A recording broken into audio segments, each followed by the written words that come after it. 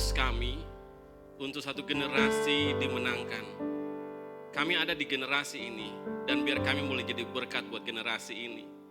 Karena itu jadikan kami utusan-utusan-Mu Tuhan yang siap untuk pergi memberitakan Injil kebenaran yang memerdekakan setiap orang.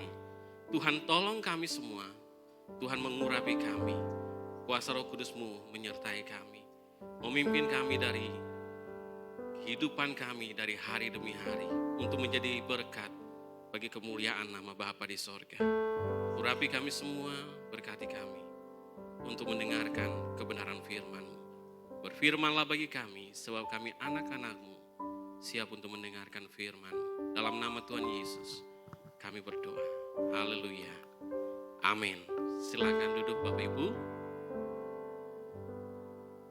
Terima kasih tim Presiden Worship. Terima kasih buat Bapak Ibu Gembala Hensan yang telah mempercayakan kepada saya untuk melayani firman Tuhan sore hari ini. Bahkan bukan sore hari ini, dari hari Sabtu dalam ibadah youth maupun ibadah tadi pagi, ibadah pertama.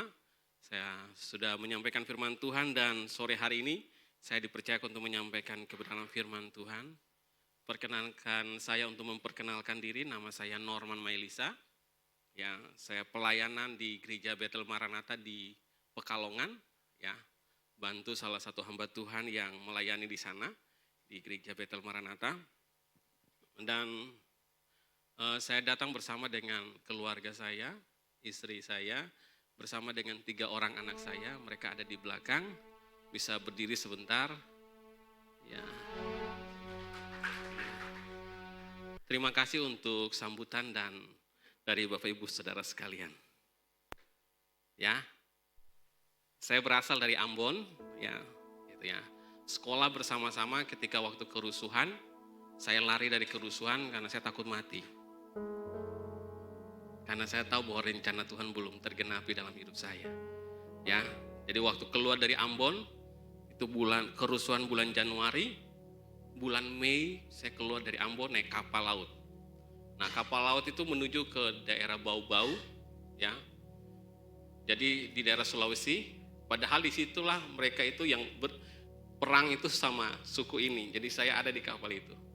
Jadi tahun 1999.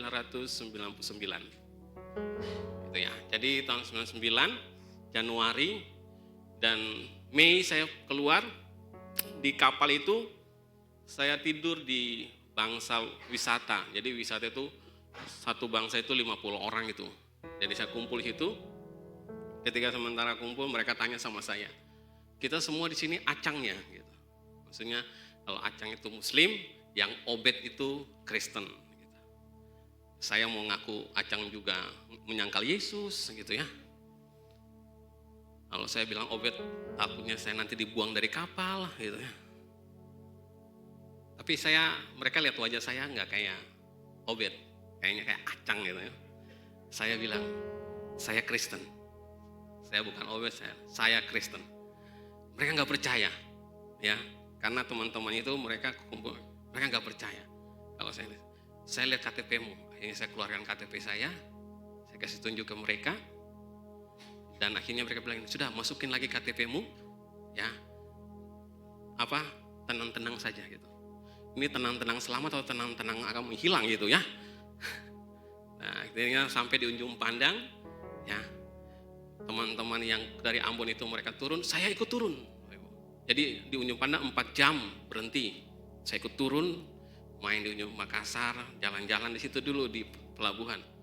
Kakak saya yang bersama dengan saya, dia cari saya di kapal. Dia cari, takut ini saya hilang gitu. Akhirnya tidak lama kapal mau berangkat, saya naik lagi, dia marah-marah sama saya. Saya sampai tanya ke ruang informasi, kenapa kamu nggak ada gitu. Saya sendiri takut gitu. Karena memang kondisi masih kerusuhan Bapak Ibu. Nah, puji Tuhan, kalau Bapak Ibu lihat saya hari ini berarti saya selamat gitu. Kalau saya nggak khotbah di depan Bapak Ibu berarti saya sudah dipanggil Tuhan. Ya hari ini saya diundang beribadah bersama-sama di tempat ini menyampaikan firman Tuhan. Ini untuk yang kedua kali sebenarnya. Bapak Ibu kalau masih ingat saya, wajah pasaran gitu ya. Ketemu di mana gitu. Kira-kira tahun 2016 saya pernah khotbah di tempat ini. 2016 saya pernah diundang oleh Bapak Ibu Hensan. Waktu itu gedung gereja masih gedung lama, gitu ya. Pak Hensan baru datang juga dan saya diundang untuk khotbah di hadapan jemaat Tuhan di Duta Kerajaan. Dan hari ini saya dipercayakan untuk menyampaikan firman Tuhan dan saya datang ke Jatibarang. Biasanya saya itu lewatnya daerah Slawi gitu ya. Daerah Slawi. Terus belok ke kanan menuju ke Dutan. Tapi kakak saya ya di Tegal dia katakan, coba kamu lewat Brebes, katanya gitu. Enggak macet dan bagus gitu. Saya coba, kemarin saya datang lewat Brebes. Nah, saya ternyata menjalannya bagus. Ya. Tapi tahukah Bapak Ibu bahwa beberapa tahun, puluh tahun yang lalu jalannya sebenarnya tidak baik. Ini saya mau menceritakan sebuah kisah, sebuah alkisah gitu, ya. Kisahnya ada seorang penginjil, ya, dan ini berasal dari Tiongkok, ya, dari China. Dia datang untuk menginjil. Dia bisa bahasa Indonesia. Berapa puluh tahun yang lalu dia datang. Dia rencana mau nginjil di Guci, ya, sambil pergi ke Guci bisa berendam air panas gitu. Ya, begitu dari Jakarta, alkisahnya itu dia berjalan kaki karena dulu belum ada kendaraan. Kisahnya dia jalan kaki. Dalam perjalanannya, ya dia lewat daerah Brebes, dia sampai di Jatibarang. Sampai Jatibarang sudah malam dan tidak ada penginapan dan tidak ada tempat untuk bisa menginap. Dia temukan di Jatibarang hanya ada satu rumah pondok yang biasa dan itu ternyata sebuah pondok penjualan bakso. Ada abang penjual bakso di Jatibarang. Lalu dia mampir di situ, dia tanya, kira-kira ada penginapan di sini nggak? Gitu. Abang tukang bakso berkata nggak ada.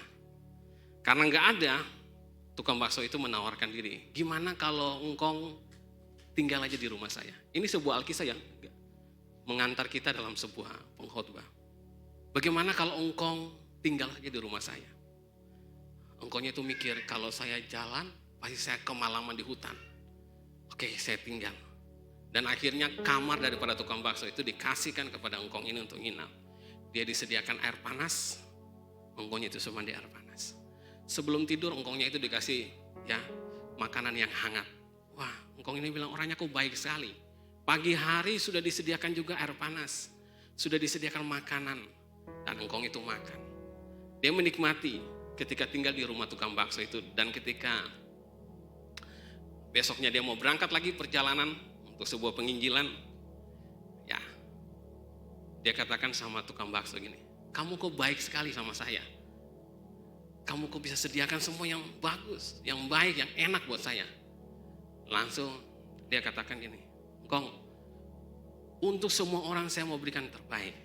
Langsung engkongnya berkata, oke lah, untuk itu saya juga mau berikan yang terbaik. Lalu engkongnya itu minta gini, saya minta mangkok baksomu. Lalu dia kasih mangkok bakso pertama. Engkongnya itu mulai mengeluarkan sumpitnya yang ajaib. Dan dia mulai ketuk mangkok itu. Tiba-tiba mangkok itu penuh dengan emas. Ya. Dia kasih kepada tukang bakso bilang, wah, dia diam aja. Engkongnya berpikir, oh mungkin satu mangkok emas, karena emas waktu itu dulu murah, terlalu sedikit. Saya minta mangkok yang kedua. Mangkok kedua keluar, dia ketuk lagi dengan sumpitnya. Tiba-tiba berubah jadi emas. Dikasih yang kedua. Tukang baksonya diam saja. Engkongnya mulai berpikir, ini orang kok tidak tahu berterima kasih. Saya sudah kasih 2 mangkok. Lalu akhirnya dia pikir, oh mungkin mangkok yang ketiga. Saya minta mangkok yang ketiga. Langsung mangkok ketiga dikasih, dia mulai ketuk lagi. Berubah jadi emas. Dia kasih. Tukang baksonya itu diam. Dan engkau itu bertanya, apakah kurang mas-mas ini sebagai ucapan terima kasih saya kepada kamu? Lalu tukang bakso itu berkata, Kong, saya nggak butuh emas-emas ini. Yang saya butuh yaitu sumpit engkong yang ajaib itu. Karena kalau saya memiliki sumpit itu, saya tiap hari saya nggak jualan bakso, saya jual emas. Saudara, ya, ini sebuah alkisah. Kalau kita memiliki sumpitnya, itu kan pembuat mujizat. Tuhan kita kalau kita memiliki Yesus yang menjadi sumber kehidupan kita. Setiap hari kita berseru, Tuhan, mujizat, Tuhan, mujizat. Tuhan, terima kasih saya masih diberi nafas hidup. Itu mujizat. Saudara, ada pelayanan dalam hidup kita yang kita tidak tahu. Bahwa sebenarnya saudara, ketika kita berseru, itu adalah kita punya sumpit ajaibnya. Kita percaya bahwa Yesus ada dalam kita. Amin. Ya, ini sebuah Alkisah sebagai pengantar buat kita. Bahwa sebenarnya di latar belakang cerita ini ada sebuah kisah yang menarik sekali yang kita akan renungkan pada sore atau malam hari ini. Ya, kenapa sore atau malam hari ini? Karena saya akan khotbah kurang lebih 3 atau 4 jam. Jadi sore sampai malam gitu kan. Saya bercanda Bapak Ibu. Ya, saya akan khotbah dengan sebuah tema yaitu belakang layar. Ya, di belakang layar itu kita tidak pernah lihat bahwa ada sesuatu yang berhasil menghasilkan bagi kita. Di belakang layar itu sebenarnya ada orang-orang yang bekerja bagi kita. Bahkan di belakang layar itu ada tangan Tuhan yang bekerja untuk memberi jawaban dalam setiap doa kita. Sebab kita tahu di belakang layar itu tangan Tuhan ada. Kalau Tuhan bekerja, Dia pasti akan menolong kita. Saudara, mungkin di belakang layar kita tahu ada orang yang seperti gambar ini. Klik. Ya. Ini chef, seorang juru masak. Kalau kita makan, saya makan, wah enak ya masakan di Jati Barang gitu ya. Enak. Ternyata ada orang yang masak, chef masak buat kita. Ya. Waktu saya masuk, waktu kita ibadah, ternyata klik gambar berikut, ada orang yang bekerja untuk membersihkan gedung gereja, membersihkan semua, sehingga kita bisa duduk, kita bisa menikmati. Coba aja bayangkan kalau kita datang, ada kotoran yang tidak enak gitu ya, sampah-sampah berserakan, pasti nggak akan menikmati. Tetapi di belakang layar itu, Bapak Ibu datang, semua sudah disiapkan, sudah dibersihkan. Dan tahukah kita, di belakang layar itu, ada tangan Tuhan yang dipakai oleh Tuhan untuk menolong saudara dan saya lahir ke dalam dunia ini. Klik. Ya. Ada seorang tangan, seorang bidan yang menolong kita ketika kita lahir. Tidak ada yang sudah datang di sini sudah langsung bisa khotbah seperti saya, nggak ada. Ya, atau sudah langsung bisa menyanyi, memuji Tuhan, memainkan musik. Tidak ada. Tetapi ketika kita hadir, ada tangan orang yang menolong kita. Ya, untuk proses kelahiran. Nah, saya mau ceritakan sedikit tentang kelahiran anak-anak saya. Izinkan saya cerita tentang mereka. Anak saya yang pertama lahir ditangani sama bidan, gitu ya. Anak pertama. Anak yang kedua lahir ditangani sama bidan. Anak yang ketiga lahir ditangani sama dokter. Karena yang ketiga itu sesar. Anak pertama, kedua lahirnya normal. Nah, istri saya asli orang Pekalongan, orang Chinese Pekalongan. Saya menikah dengan dia sehingga warna kulit kami pasti berbeda jauh, gitu ya. Jadi kalau anak saya yang kedua dia nyanyi gini, hitam atau putih, kulit hitam, kulit putih semuanya. Jadi dia tunjuk papanya hitam, tunjuk mamanya putih gitu ya. Nah itu anak saya yang kedua kalau dia nyanyi dulu waktu kita bercanda. Tapi anak saya yang pertama dia lahir ditangani oleh bidan, ya. Sehingga waktu di bidan, kenapa waktu itu kita pilih di bidan? Karena waktu itu dokter ahli kandungan yang ada di Pekalongan, mereka lagi ngadakan seminar di Jakarta. Jadi dokter yang tangani istri saya ikut seminar juga. Nah anak saya mau lahir, mau dan tidak mau akhirnya bidan yang tangani. Nah setelah lahir, anak pertama banyak jemaat yang datang, banyak jemaat. Jadi jemaat datang untuk besuk, mereka datang lihat. Nah dari jemaat yang datang itu, yang lucunya itu mereka tuh bertanya begini, tidak pernah bertanya gini, anaknya laki atau perempuan Pak Norman gitu, enggak. Yang mereka tanya gini, anaknya hitam atau putih Pak Norman, kurang ajar sekali. Jadi mereka tuh pengen penasaran gitu, anaknya Norman ini yang lahirnya hitam atau putih gitu. Saya bilang ya, puji Tuhan putih ya, itu anak pertama saya. Tapi ya mau hitam atau mau putih, semuanya dicinta Tuhan. Amin. Ya Fandi ya, kita dua dicinta Tuhan, tenang aja. Jadi itu anak saya yang kedua. Jadi anak yang pertama, anak yang kedua lahir itu ditangani sama bidan juga. Jadi anak yang kedua lahir karena bidan yang tangani, ini di rumah sakit saya diizinkan masuk Bapak Ibu. Jadi saya masuk temani istri saya untuk melahirkan anak yang kedua. Saya menyaksikan sendiri bagaimana proses kelahiran anak kedua saya ditangani sama bidan. Wah, saya lihat betapa ya luar biasa proses kelahiran bayi gitu ya. Setelah itu dokter yang harus melayani kelahiran anak saya anak kedua itu nggak datang ya, belum datang, dan itu padahal melahirkan jam 9 pagi. Jadi akhirnya setelah anaknya lahir kita datang sekarang konsultasi sama dokternya lagi, bawa anaknya untuk dilihat sama dokternya. Waktu dokternya tanya sama kita kan cerita sama dokter, "Dok, kenapa sih dokter kok nggak datang waktu anak saya lahir, kan dokter kan bisa tangani dia gitu. Kenapa mesti bidan gitu?" Dokternya bilang, "Oh, kalau gitu gini aja, dimasukkan lagi kembali, nanti saya bantu keluarkan." Itu dokternya itu bercanda sama sekali. Saya ketawa, itu anak kedua. Ya, jadi sehingga ketika anak ketiga lahir, ya anak saya yang pertama dan anak saya yang ketiga itu selisih usia 15 tahun, Bapak Ibu. Ya, jadi waktu anak saya yang ketiga lahir, ini di hari usia tua kami, sehingga istri saya kita sarankan untuk tidak lahir normal, kita sarankan untuk sesar aja. Sebab setelah saya menyaksikan pergulatan untuk melahirkan anak kedua, saya lihat ini, saya merasakan sakit sendiri, saya merasa agak tega gitu lihat istri saya melahirkan anak saya yang kedua. Sehingga anak yang ketiga saya minta tolong kalau bisa sesar boleh nggak? Akhirnya disesar sehingga anak yang ketiga kami anaknya laki-laki gitu. Anak yang ketiga juga sekarang ini orang-orang bilang ini laki-laki, mereka katakan ini sasetnya papanya. Jadi kalau saya botolnya, dia sasetnya gitu. Ini contoh papanya, ya contoh anak yang ketiga, anak laki-laki. Jadi yang pertama perempuan sama seperti Bapak Gembala, yang kedua anak perempuan, yang ketiga laki-laki, ya. Dan saya mau bicara hari ini tentang apa sebenarnya? Kok ceritanya kayak gitu? Dari awal sampai akhir mau tentang apa? Sebenarnya saya mau bicara tentang bidan. Siapa di sini yang bidan? Bisa angkat tangan? Ya, nggak ada ya. Nah, supaya karena nggak ada, jadi saya cerita bidan karena kalian kan nggak tahu gitu. Enggak.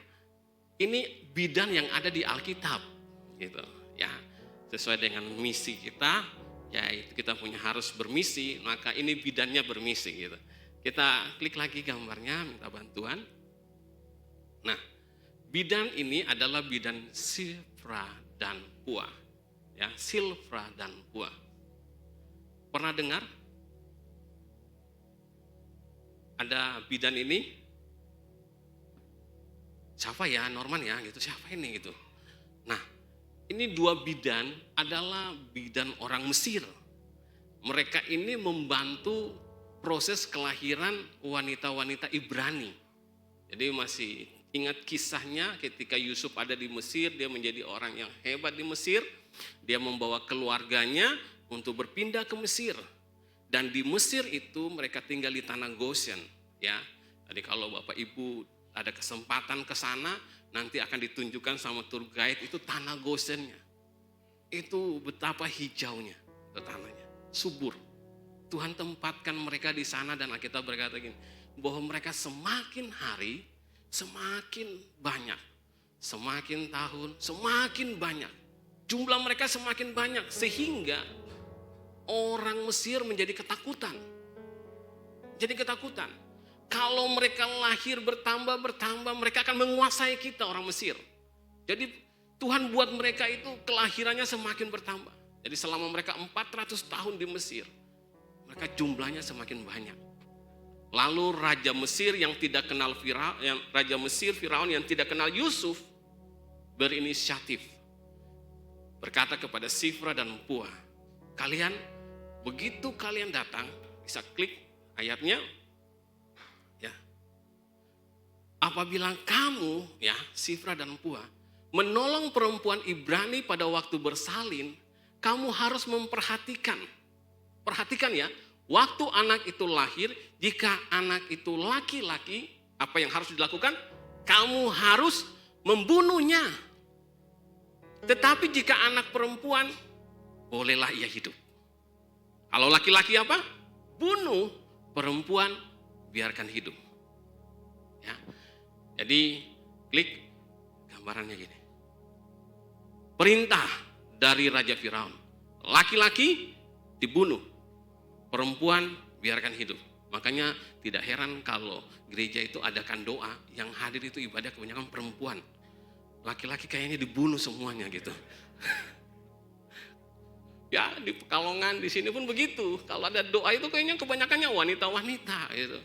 Laki-lakinya kemana? Apa mungkin karena ini masih zamannya Firaun dibunuh gitu ya. Nah ini perintah daripada Firaun untuk membunuh. Saudara, kenapa kok mesti harus lakukan itu?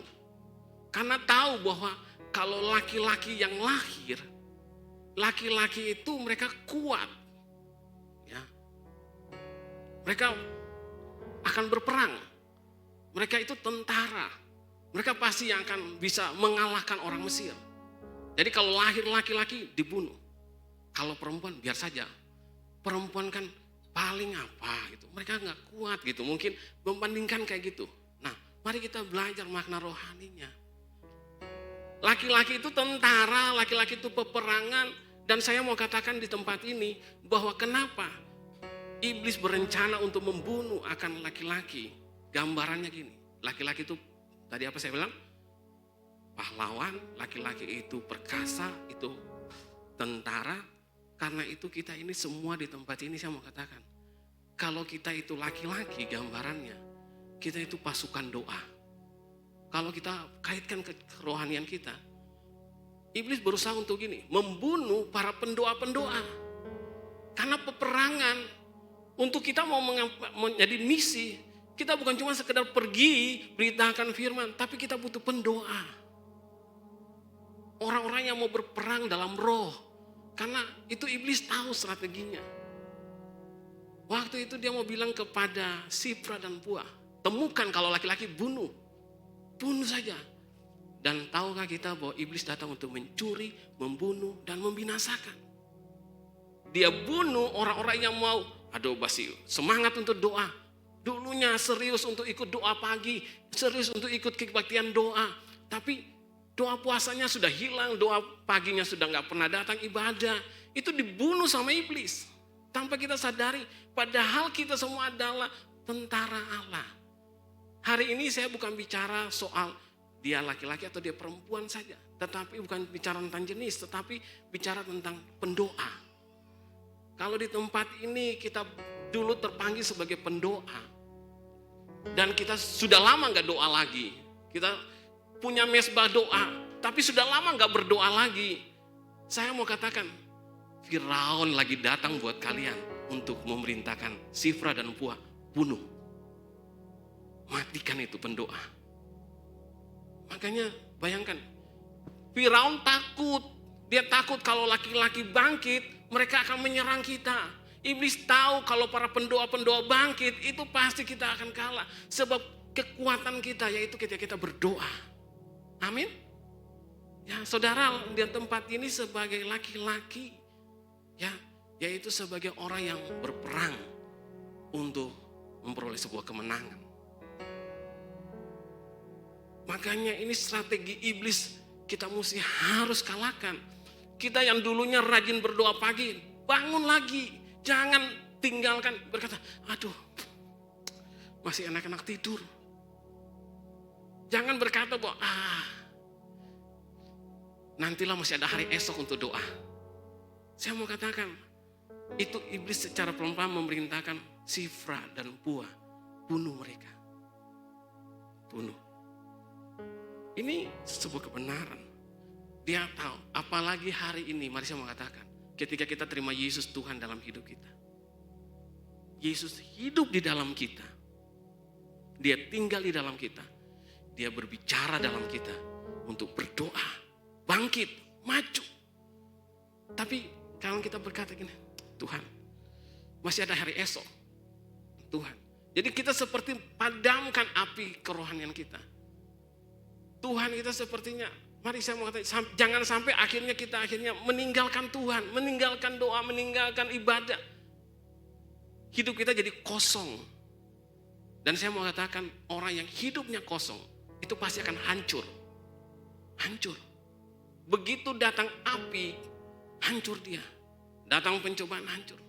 Tetapi kalau dia tahu bahwa di dalam dirinya itu ada Yesus yang selalu dia rindukan. Begitu api datang, pencobaan datang, persoalan datang, maka dia tidak akan pernah hancur. Ya, saya punya ilustrasi. Bapak Ibu tahu nyanyi lagu Balonku Ada 5? Saya ajar kita. Ya, mari minta bantuannya. Musiknya berhenti dulu sebentar. Terima kasih bro. Tolong pegang. Sudah. Di balonnya itu cuma hanya ada isi angin, nggak ada apa-apa.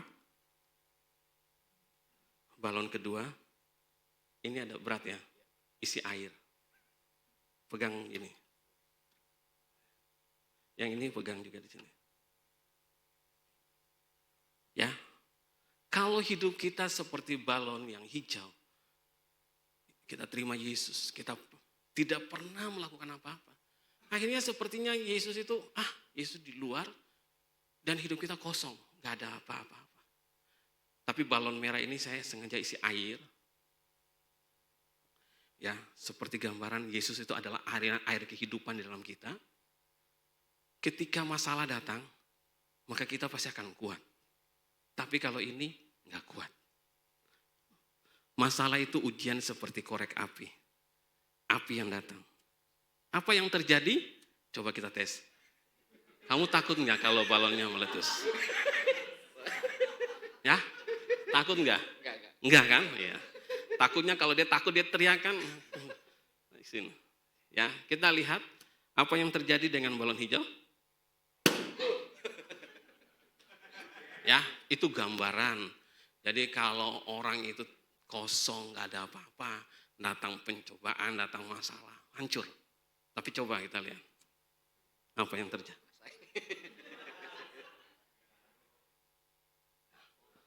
Ya, api pun datang. Oh mungkin kurang. Salah. Ya, pasti nggak akan meletus. Nanti dicoba lagi. Ya.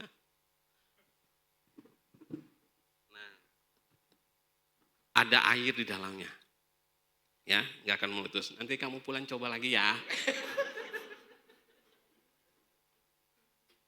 Saudara, itu gambaran tentang ketika Kristus ada dalam kita. Jangan kita padamkan, ya, padamkan roh. Jangan kita sampai akhirnya memadamkan. Kalau kita berkata, aduh saudara, aku nggak mau tampil sebagai para pendoa, maka apa yang terjadi? Pasti hancur hidup kita. Nah, Sifra dan Pua itu bidan yang Alkitab katakan kepada kita. Di dalam kitab, Alkitab mengatakan dalam kitab Keluaran 1, ya, pada ayat yang ke-16 tadi, laki-laki dibunuh, perempuan dibiarkan hidup. Nah, butuh orang-orang yang berdoa. Berikutnya, apa sih yang dilakukan ketika perintah untuk membunuh laki-laki, perintah untuk membunuh anak laki-laki dan perempuan dibiarkan hidup? Sifra dan Pua, mereka tidak melakukan perintah daripada Raja Firaun. Mereka tidak melakukan perintah itu. Mereka tahu bahwa panggilan mereka adalah sebagai bidan, membantu proses kelahiran. Mereka lebih takut sama Tuhan. Kita lihat ayat yang ke-17, Keluaran pasal 1 ayat 17, firman Tuhan berkata begini, tetapi bidan-bidan itu takut akan Allah dan tidak melakukan seperti yang dikatakan Raja Mesir kepada mereka, dan bayi-bayi itu hidup. Mereka ini takut akan Tuhan. Dan mereka biarkan bayi-bayi itu hidup. Ya, bayi-bayi itu hidup. Mereka baik sekali. Iblis punya rencana untuk membunuh. Firaun bunuh. Tetapi mereka berkata, enggak. Mereka biarkan hidup. Akhirnya mereka dipanggil. Ya, gambar berikut ini. Mereka dipanggil sama Raja Firaun. Sifra, Pua, kenapa kalian tidak membunuh itu anak-anak yang lahir laki-laki? Kalian kenapa biarkan hidup? Sudah saya perintahkan kalian. Ya, Kanan datang dari Raja Firaun. Tapi apa yang mereka katakan? Inilah yang mereka katakan pada ayat yang ke-19. Mereka katakan gini, jawab bidan-bidan itu kepada Firaun. Sebab tuanku Firaun, perempuan Ibrani itu tidak sama dengan perempuan Mesir. Mereka kuat. Sebelum kita datang, mereka telah bersalin. Mereka telah melahirkan. Wah, ini mereka berkata kepada Raja Firaun, ya orang-orang Ibrani itu kuat-kuat. Bukan seperti kita. Nah, saudara, Sifra dan Pua, mereka lagi menyampaikan kepada Firaun, bicara kepada kita bahwa perempuan-perempuan Ibrani itu kuat. Jadi saya mau bilang gini, di sini kita punya kekuatan secara roh juga harus kuat. Jangan kita berkata, aku kan perempuan. Mungkin ada laki-laki yang berkata, aku kan gak bisa doa. Biar saja dia yang doa. Mereka lagi bersaksi, ini Ibrani, orang Yahudi.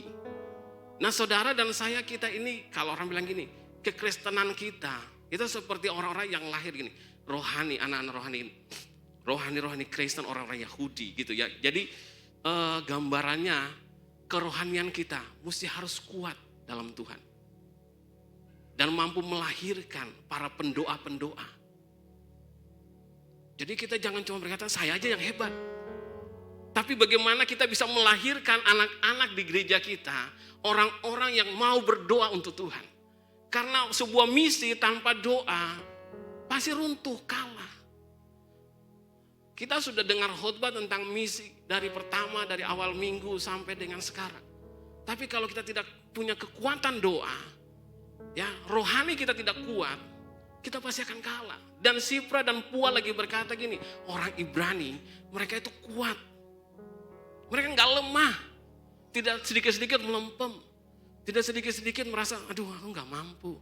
Aku enggak bisa ditunjuk untuk, ayo melayani. Enggak mau, aku enggak bisa. Ayo, ya singer, enggak mau. Ayo komsel, ayo dekom, ayo datang di dekom. Aku nggak mau. Aku malu nanti kalau disuruh bersaksi. Saudara, kita harus punya kekuatan secara roh, ya, sebagai pendoa, sebagai orang-orang yang mau melahirkan, ya, anak-anak laki-laki.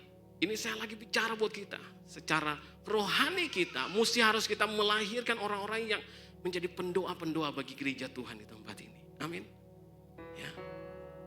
Mungkin kalau Bapak Ibu dengar kesaksian daripada gembala saya waktu di Ambon, Om Kris Manusama, itu gembala saya waktu saya di Betania Ambon, beliau kan sudah banyak bersaksi buat kita.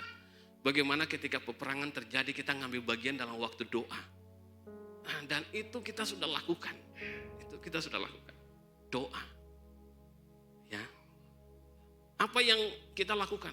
Ketika gembala kami di wilayah Tual itu meninggal, ya, dibawa ke Ambon, dibawa masuk ke gereja, namanya Pak Buce. Waktu dia sama anaknya itu meninggal, 2 peti jenazah dalam gereja. Lalu Om Kris tantang gini, siapa yang mau mati untuk Kristus, maju. Bapak Ibu, anak-anak muda itu, mereka tampil dengan kekuatan roh, termasuk yang berdiri depan saudara. Saya ikut maju, Bapak Ibu.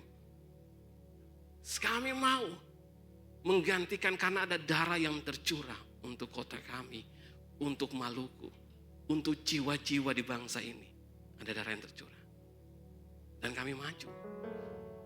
Ya, terpanggil untuk mau menjadi pemberita firman. Terpanggil untuk kuat secara roh. Mau kita didoakan satu persatu, kita didoakan. Ya, inilah generasi Tuhan yang mau bangkit untuk Tuhan. Mau kuat.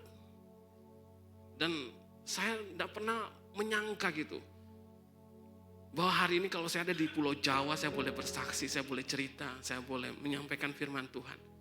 Saya bisa ada di depan Bapak Ibu Saudara, bukan karena kuat dan gagahnya saya. Tapi saya tahu bahwa kita mesti harus bangkit. Kita laki-laki pendoa, kita harus kuat secara roh. Kalau fisik Bapak Ibu, kalau secara fisik tubuh, saya ini sebenarnya sudah istilahnya cacat. Cacat karena salah satu anggota organ tubuh saya itu sudah diangkat satu. Ginjal saya yang kiri ini sudah tidak ada. Jadi sudah diambil. Tapi saya mau gini, oke lah, kalau tubuh boleh cacat, boleh gagal. Jadi perut saya ini sudah dibelah, di sini dibelah, di sini dibelah, disesar gitu.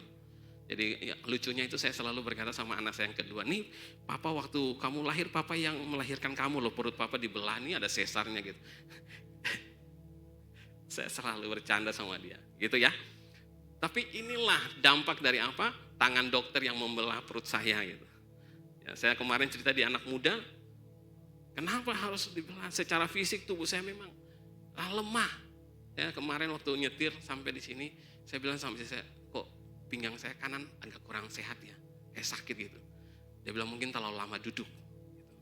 Jadi saya itu waktu pertama kali sakit operasi, itu saya masih kuliah, tingkat 2. Sama dengan gembala saudara, kita masih kuliah. Tingkat 2 saya operasi. Lalu dokternya itu berkata gini, nanti 2 minggu lagi kamu datang kita operasi lagi ya. Saya saksikan di kaum muda kemarin, ya 2 minggu. Nah, salah satu staf kami berkata gini, kalau 2 minggu lagi datang kenapa dijahit, pasang rosletin aja gitu. Jadi nanti kalau datang 2 minggu tinggal diturunkan aja gitu. Itu salah satu staf kami. Dia katakan gitu. Saya nggak balik 2 minggu, 2 tahun saya balik. Jadi setelah 2 tahun balik, ginjal saya yang kiri sudah rusak. Jadi dokternya bilang gini, nanti kista sama ginjalmu kita angkat sekalian. Jadi kalau cepat, begitu kamu ginjalnya diangkat, ya kanan itu akan berfungsi normal lagi. Kalau tidak diangkat, maka kanan itu dia akan bekerja 2 fungsi. Dia menolong yang kiri dan dia mesti harus mengatur peredaran darah di tubuhmu, membersihkan gitu katanya. Oh ya, akhirnya cepat-cepat dioperasi, ya diangkat. Nah, secara tubuh itu lemah, tapi kalau hari ini saya mau kuat, saya bilang gini, kekuatan saya dari Tuhan. Rohnya kita mesti harus kuat. Amin. Ya, kita mesti kuat secara roh. Fisik boleh lemah, usia mungkin sudah bertambah, sudah 70. Saya ketemu dengan salah satu bapak yang kemarin tadi pagi dia melayani di sound system. Saya salaman sama dia, ternyata usianya itu sudah 70 tahun, tapi mau melayani. Nggak tahu siapa namanya itu. Oh ya, Paulus.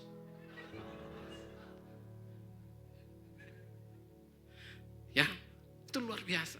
Nah, saya percaya di tempat ini, ya, ada orang-orang yang jangan berkata ini, Norman saya sudah tua, kalau mau ke Dekom aja terlalu jauh.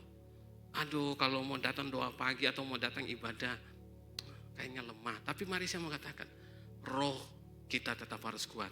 Daging, fisik, tubuh jasmani kita bisa lemah, tapi roh kita mesti harus kuat di dalam Tuhan. Amin. Ya, seperti perempuan-perempuan Ibrani. Bukankah kita secara kekristenan kita ini adalah Kristen rohani dari orang-orang Israel rohani. Selalu kita katakan, wah ini keselamatan datang buat kita. Kita mesti harus kuat dong. Orang Ibrani itu saksi daripada perempuan Mesir, bidan Mesir. Ya, dia bekerja di balik layar ternyata menyelamatkan orang-orang Ibrani. Semakin banyak Ibrani. Dan apalagi yang dilakukan oleh mereka. Ya, mereka membantu melahirkan bayi-bayi. Mereka membantu melahirkan anak-anak. Ya, anak-anak laki-laki pendoa itu dilahirkan. Nah, dampak dari perbuatan mereka, hidup mereka, ada upah yang mereka peroleh. Lihat ayat berikut, Keluaran pasal 1 ayat 21. Dan karena bidan-bidan itu takut akan Allah, maka ia membuat mereka berumah tangga. Ya. Takut akan Allah itu ada dalam hidup bidan-bidan ini. Mereka lebih taat kepada Tuhan, takut Tuhan daripada mereka takut sama Firaun. Mereka lebih takut sama Tuhan daripada mereka takut Firaun. Firaun mau bikin apa mereka, mau bunuh mereka, mereka berserah. Tapi mereka lebih takut sama Tuhan. Kalau dibayangkan, kenapa demikian? Mereka kan orang Mesir. Pasti mereka itu tahu tentang Tuhannya orang Ibrani, orang Israel. Mereka saksi hidup.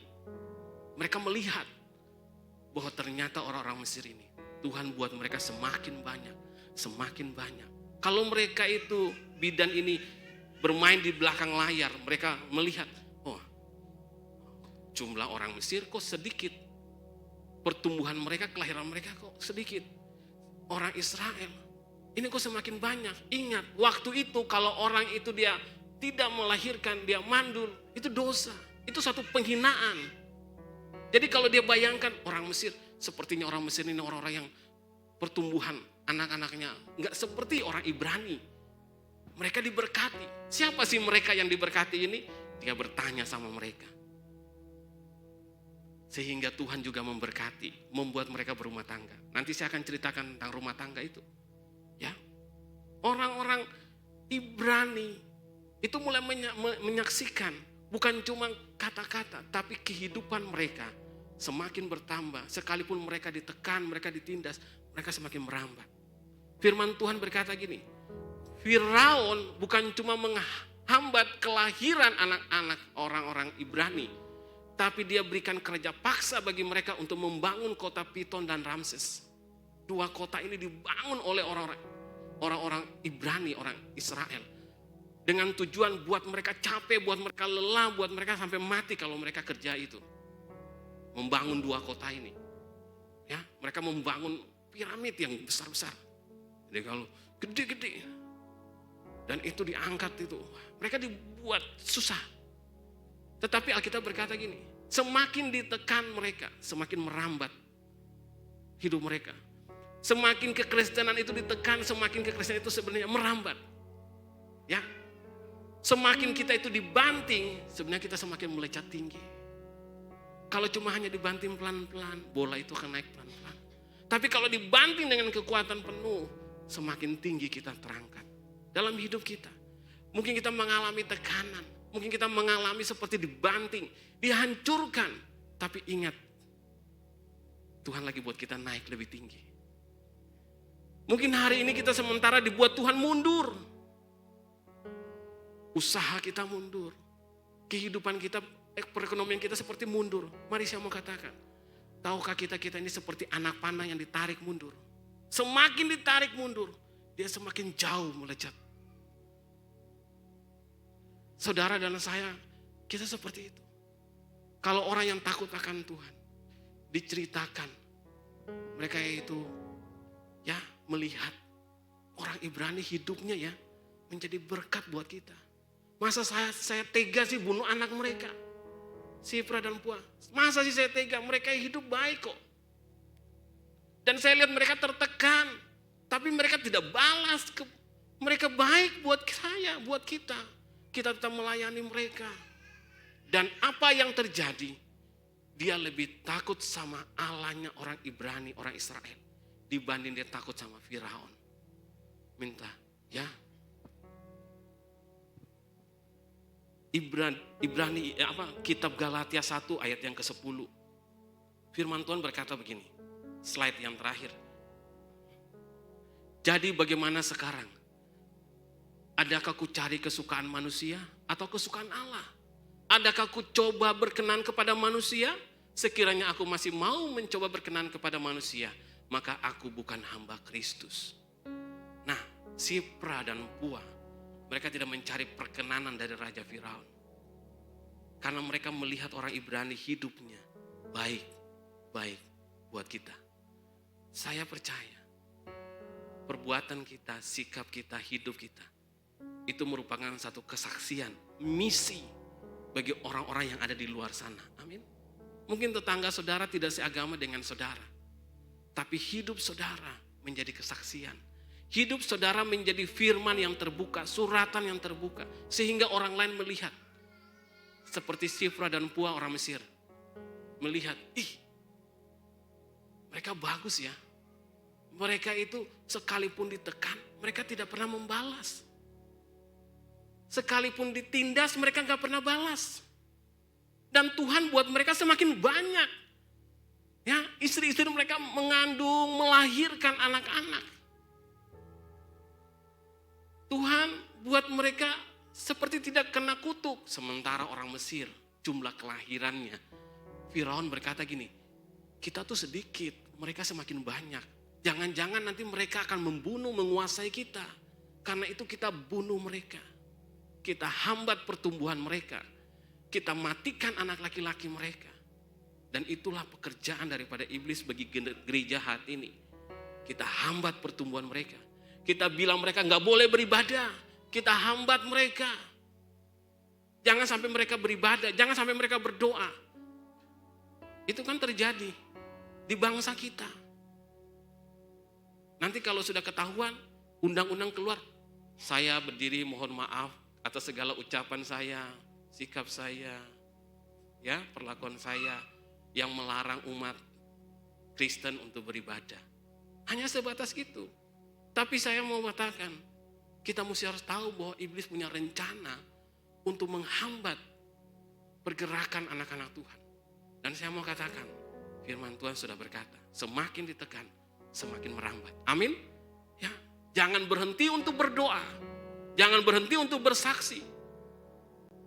Jadi kita adalah duta kerajaan di tempat ini. Kita boleh jadi berkat buat tetangga kita, buat rekan-rekan kita, bahkan mungkin buat keluarga kita yang belum percaya Tuhan. Kita boleh menjadi berkat buat mereka. Karena saya tahu, Alkitab berkata tadi di ayatnya yang ke-21. Ulang lagi di slide-nya. Ia, Allah, membuat mereka berumah tangga. Ya, dibuat mereka berumah tangga. Rumah tangga itu terdiri dari apa? Ada suaminya, ada istri, ada anak-anak, ya. Rumah tangga. Kalau dia nggak punya anak-anak, ada istrinya, sudah menjadi rumah tangga. Nah, Sifra dan Pua, kalaupun mereka nggak punya anak-anak, dia punya suami, rumah tangga. Tapi mari saya mau katakan, dia melahirkan, klik berikutnya, anak-anak, bayi-bayi rohani dalam kehidupannya. Mungkin saudara di tempat ini, ya, mau diberkati rumah tangganya, melahirkan anak-anak rohani. Wah, anak-anak sekolah minggu, saya senang tadi jam 10, ada anak-anak yang datang sekolah minggu di tempat ini. Saya senang lihat anak-anak, karena pelayanan saya memang di anak-anak, ya. Dan ketika anak-anak itu ada, mereka boleh beribadah, mereka boleh mendengarkan firman Tuhan. Lahirlah anak-anak rohani. Saudara, mungkin saudara berkata, saya mau pelayanan apa ya? Ambil bagian sebagai guru sekolah minggu. Ambil bagian dalam pelayanan. Anak-anak itu perlu dilayani. Jadi berkat buat mereka. Kita di mana saja kita jadi berkat. Kita tahu, saya nggak mau gini. Biar saya aja yang selamat. Biar saya aja yang ikut Tuhan. Bagaimana istrinya? Bagaimana anak-anaknya hari-hari ini? Bagaimana kita mendidik anak-anak? Kalau kita tidak mau mendidik anak-anak hari ini, jangan salah ketika besok mereka dididik sama polisi. Dididik sama di dalam penjara. Dididik ya, karena keterikatan dengan obat-obat terlarang. Sebab kita menyesal, dan penyesalan kita tidak bisa diganti dengan kekayaan kita. Karena hari-hari orang tua itu sibuk cari uang, bekerja cari uang. Yang penting saya kalau punya uang, saya bisa sekolahkan anak saya. Tapi kita tidak bisa melahirkan anak-anak yang takut Tuhan, anak-anak yang rohani.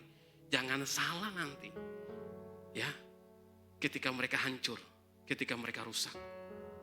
Tidak bisa diganti dengan kekayaan. Uang saudara tidak bisa akan menggantikan, kembalikan mereka kalau mereka sudah hancur, rusak. Kalau hari ini kita belajar tentang Sifra dan Pua, ya, mereka main di belakang layar sebagai orang Mesir yang menyaksikan, melihat, menonton orang Ibrani diberkati Tuhan. Sebaliknya, Tuhan memberkati rumah tangga mereka. Tuhan buat mereka berumah tangga. Mungkin mereka, ya, terakhir mungkin mereka gini, cari jodoh khusus saya. Mungkin mereka gitu ya. Kita selama ini sudah usianya ini sudah 25, jadi bidan terus contoh ya. Atau kok kita bantu orang bersalin ketemunya sama ibu-ibu terus nggak pernah ketemu sama pacar, sama cowok. Kapan kita berumah tangga gitu ya? Kapan kita kenalan? Mari saya mau katakan kepada kita yang masih bujang-bujang. Tuhan pasti akan mempertemukan kita. Tuhan pasti akan membuat kita berumah tangga. Yang bujang katakan amin. Oh, gak ada ya, sini gak ada ya. Ini Shifra dan Pua dibuat apa tadi ayatnya? Pada ayat 21, ia membuat mereka berumah tangga. Jadi Tuhan berkati mereka dengan keluarga. Mereka melayani keluarga, kelahiran anak-anak. Tuhan berkati. Hari ini kita mau menjadi berkat kepada sesama kita. Kita mau menjadi berkat buat diri kita. Artinya apa? Kita mau jadi pendoa. Mau ngambil bagian. Oh Norman, saya tuh gak bisa. Oh itu dia mungkin bilang Pak Hensan, saya gak bisa ngomong. Kita kan mau jadi misi. Bagaimana saya kok gak bisa ngomong? Bisa berdoa gak? Oh bisa. Nah bangkitlah laskar pendoa. Amin. Ya. Jangan sampai iblis bilang gini, laki-laki dibunuh. Itu tentara Bapak Ibu. Itu kita punya waktunya untuk kita berperang. Waktunya kita peperangan rohani. Sebab kita bukan melawan darah dan daging. Tapi melawan penghulu-penghulu kuasa-kuasa kegelapan di udara. Kita mesti harus bangkit. Jangan sampai kita dibunuh. Karena kita tahu karya iblis, pekerjaan iblis datang untuk mencuri, membunuh, dan membinasakan. Sudah bunuh, dia binasakan lagi. Orang itu di alam maut. Dia ngajak orang itu ke alam maut. Binasa sama-sama dengan dia di sana. Karena itu kita bangkit. Amin. Dan saya percaya orang yang bangkit itu orang yang takut akan Tuhan. Dia tahu memprioritaskan. Saya lebih takut sama Tuhan daripada takut sama Firaun. Sehingga dia berkata apa? Sepertinya dia berbohong sama Firaun. Waktu saya datang mereka sudah lahir. Mohon maaf itu anak saya yang dia sudah bilang, Pak cepat selesai gitu katanya. Oh, oke nak, saya akan akhirin. Ini sudah slide yang terakhir. Tadi saya balik lagi di slide kedua. Sorry, Bapak Ibu, ya, punya satu komitmen yang kita butuh. Kita berkata gini, orang yang mendengarkan firman Tuhan dan mau melakukan, dia disebut orang yang bijaksana. Kita bukan cuma hanya senang untuk dengar firman Tuhan, pulang dari tempat ini, kembali melempem lagi rohani kita. Padahal Yesus itu sudah hidup dalam kita. Kita perlu ingat, ada Yesus. Ada Yesus. Jangan lupa pulang ingat. Oh iya ya. Balon itu ada Yesus. Kalau badai ketika pencobaan datang, tekanan datang, api yang datang, karena ada Yesus, kita tidak akan hancur. Karena Tuhan beserta dengan kita. Tuhan Yesus memberkati. Saya undang pemain musik untuk maju. Song leader singer. Saya undang sekali lagi kita maju untuk kita nyanyikan pujian yang tadi sudah kita nyanyikan. Haleluya.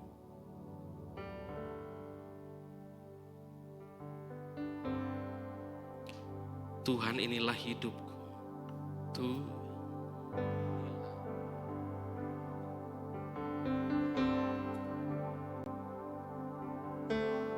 Tuhan inilah hidupku. Kuserahkan padamu.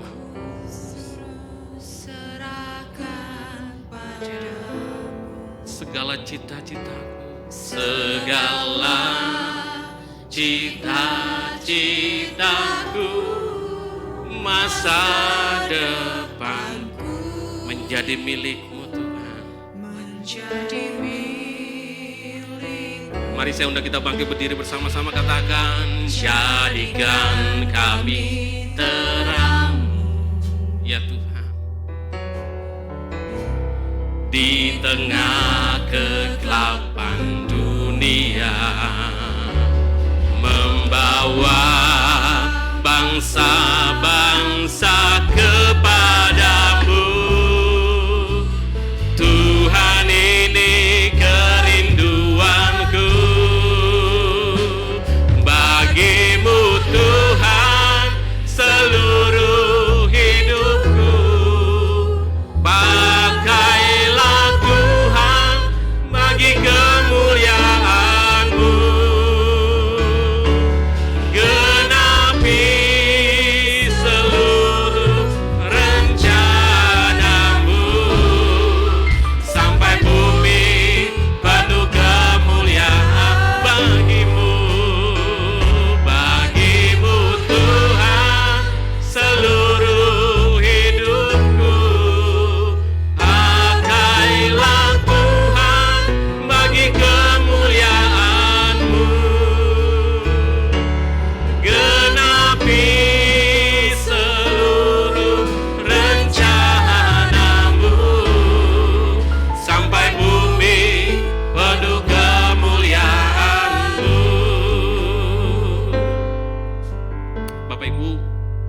Saudara sekalian,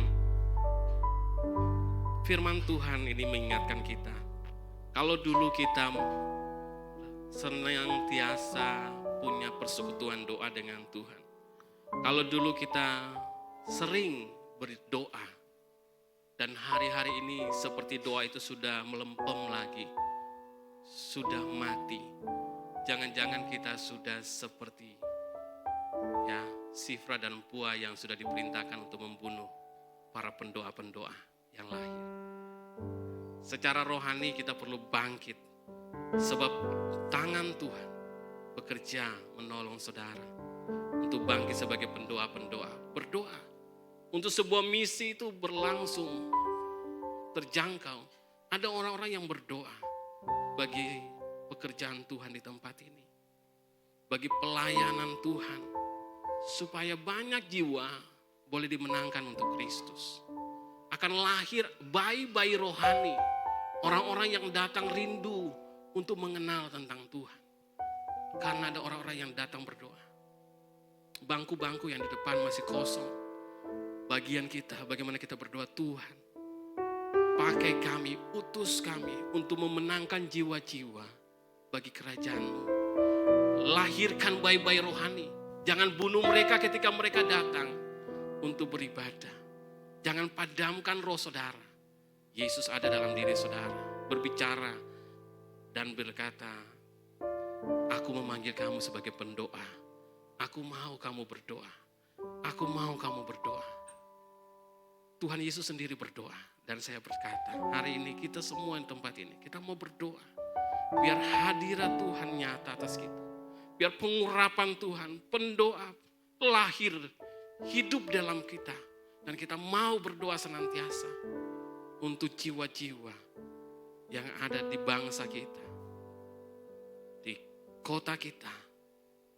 Biar Tuhan memakai kita semua. Kita nyanyikan pujian ini dan nanti dengan penuh kasih serahkan kepada Bapak Gembala.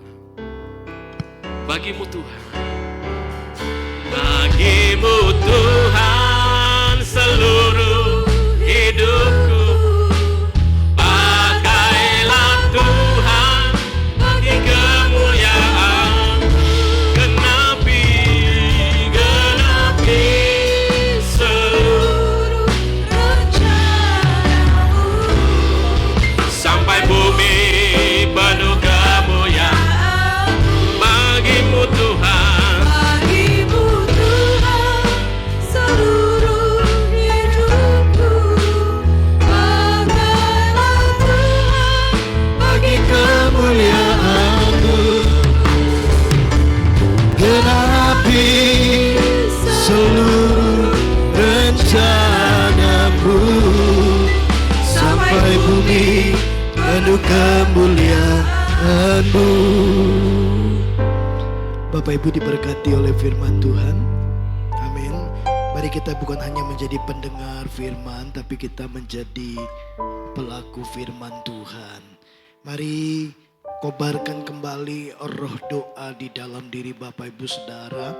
Waktu kita berdoa, Tuhan mendengar doa kita. Saya percaya kita bisa sampai hari ini karena ada orang-orang di belakang layar yang terus mungkin berdoa buat saudara. Mungkin itu orang tuamu, anakmu, pasanganmu, atau siapapun. Gereja ini ada, masih tetap bertahan karena ada orang-orang yang terus memberi waktu berdoa buat Tuhan. Saya ingat ketika saya mengalami kecelakaan tunggal di Ring Road Pemalang, saya baru tahu bahwa kenapa saya bisa lolos dari maut. Karena beberapa menit sebelum kejadian itu, ada seorang pendoa di tempat ini yang Tuhan bangunkan. Kira-kira jam 3 pagi. Dibangunkan, kemudian diingatkan bahwa, karena saya kasih tahu saya akan berangkat jam 11 malam menuju ke Jatibarang. Bahwa seluruh perlengkapan sound system, ya. Jadi jam 3 itu dia bangun. Tuhan kasih dia satu beban, tiba-tiba ingat saya berdoa. 15 menit setelah itu kami mengalami kecelakaan. Dan kemudian tidak ada korban jiwa, semua peralatan baik-baik saja, yang tidak baik cuma mobilnya. Tapi kami semua sangat-sangat terjaga oleh Tuhan. Lihatlah sebuah kekuatan doa. Bapak Ibu, kalau kita membaca Alkitab, Bapak Ibu akan temukan semua orang-orang hebat di dalam Alkitab punya kehidupan doa yang hebat. Daud berdoa, Daniel berdoa, Nehemia berdoa, Ezra berdoa, ya, bahkan dikatakan Tuhan Yesus sendiri terus berdoa. Bagaimana mungkin kita mau jadi orang yang kuat? Bagaimana kita mau jadi orang yang punya spiritual yang tangguh tanpa kita terhubung dengan Tuhan yang adalah sumber kekuatan itu. Jadi mari terus berdoa, amin.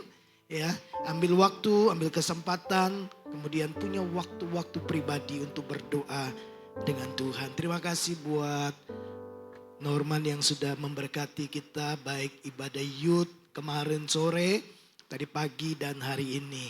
Kita diberkati dan kiranya Tuhan juga memberkati Norman dengan semua keluarga dan pelayanannya. Mari kita naikkan satu pujian.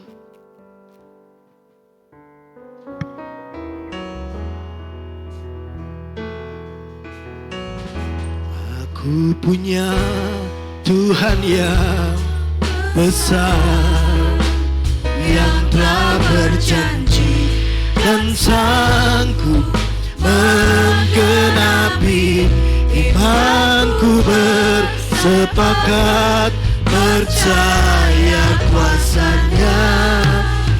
Ku terima sekarang kemenangan darimu. Ada Tuhan yang menyertai dan menolong kita. Dia Tuhan yang tidak pernah ingkar janji. Dia Tuhan yang terikat dengan firman-Nya. Waktu Dia berfirman, Dia pasti akan mengerjakannya. Imanku bersepakat percaya kuasanya. Ku terima sekarang kemenangan darimu.